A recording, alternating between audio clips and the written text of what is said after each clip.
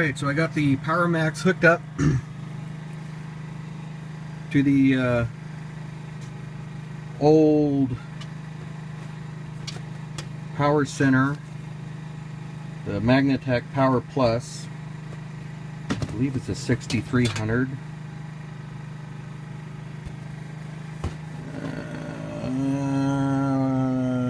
Yeah, 6300A model 6332, 32 amp.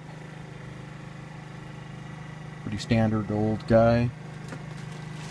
There's the old converter pulled out.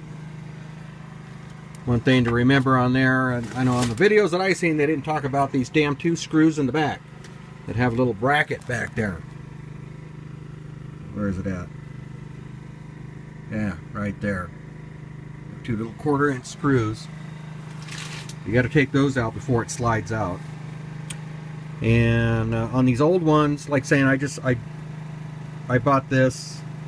It's not the direct replacement. It's the 55 amp PowerMax.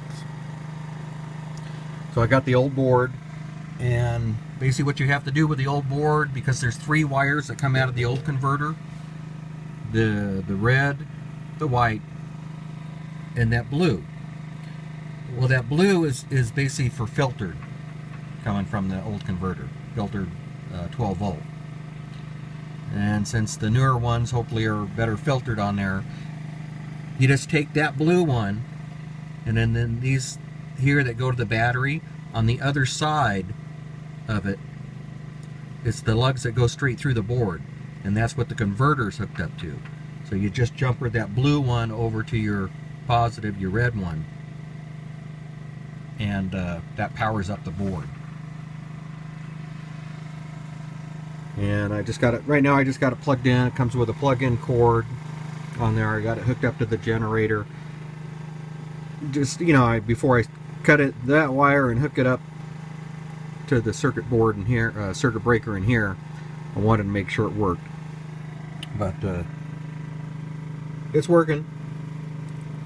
14.67 volts, and I had a battery voltage of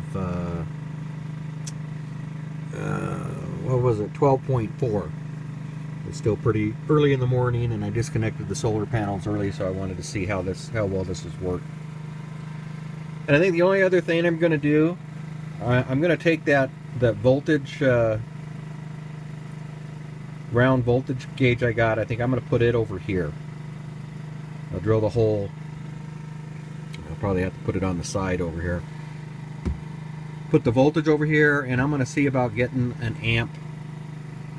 Get the shunt with an amp meter and put it on here to actually see, you know, when I got this thing running, how many amps is pushing out. And I might be able to get another one and maybe see how many amps are coming through, because that's coming from the battery. If I put a shunt and another amp meter, I might be able to see how many amps I'm using. I'll have to check that out. It'd be kind of nice just to see the amps and the voltage on there. Alright, so that's the test run on it. Everything looks like it's running, so I'll basically probably cut the cord, hook it up to the circuit breaker, put a couple screws in the bottom there to keep it from sliding around, and we're good to go. Oh, and you don't have to worry about the airflow on there, because when you slide out the old converter, it's all open. So the fan will have plenty of room to blow everything around. Yeah, those were kind of the questions I had when I went to go do this, and that's hopefully help somebody out. All right, and there we have the complete install on there. PowerMax 3-stage, was it PM355, installed and tested. Seems to be working like it should. So hopefully now it'll work just like the other people talk about. So I'll be able to start this up and basically get the batteries charged up to 80% within an hour or two. Basically what they claim. And yeah, just going to put on the cover. And we're done. Have a good one.